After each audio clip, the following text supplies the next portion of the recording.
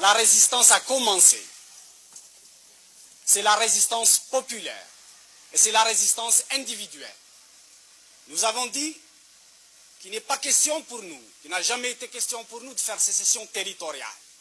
Ce qui nous importe, ce n'est pas de défendre des bâtiments, mais de faire en sorte que les troupes de Boumediene, qui se comportent en troupes d'occupation, n'aient aucun répit.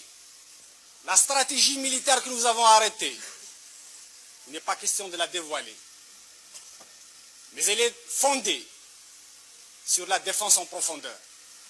Elle est fondée sur la guérilla. Les troupes de Boumediene ont été harcelées sans répit par les nôtres.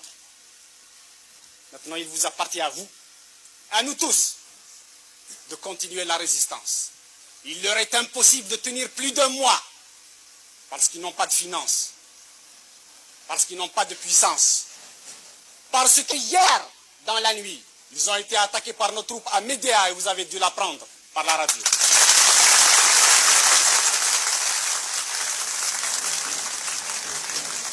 Du colonel Boumediene, le colonel Boumediene, ce que je peux dire de lui, c'est un petit intellectuel venant de la mosquée du Caire. Il a fait sa révolution au Maroc et à Tunis. Il rentre avec le canon, les canons, les divisions que le peuple qui a lutté ici a gagné pour casser avec les mêmes canons le reste de la population qui a libéré le pays. Je le jure devant Dieu et ses hommes que nous déposerons ces armes et cette tenue de combat que par l'installation des principes démocratiques et justes. Aucun. Vous êtes soutenu par la population. La population est derrière la démocratie. Ils aspirent à la liberté et à la démocratie. Et le pharaonisme ici. Il n'y a pas de pharaon chez nous, il n'y a pas de Ramsès II, il n'y a pas de Gamal Abdel Nasser chez nous. Ici, il y a le peuple. Mon colonel, vous avez fait 7 ans de guerre.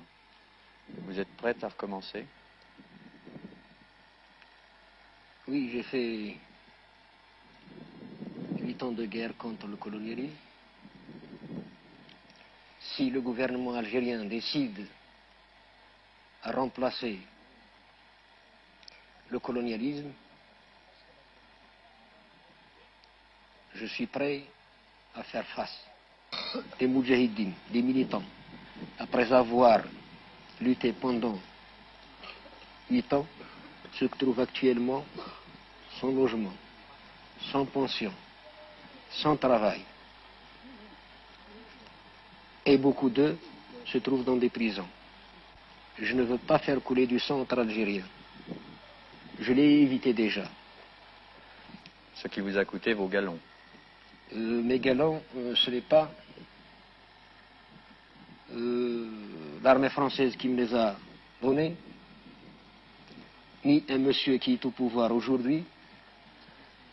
Mes galons m'ont été donnés par les moudjahidines, qui la plupart ne se retrouvent pas parmi nous aujourd'hui. Je les ai gagnés au combat révolutionnaire, à la lutte de libération nationale.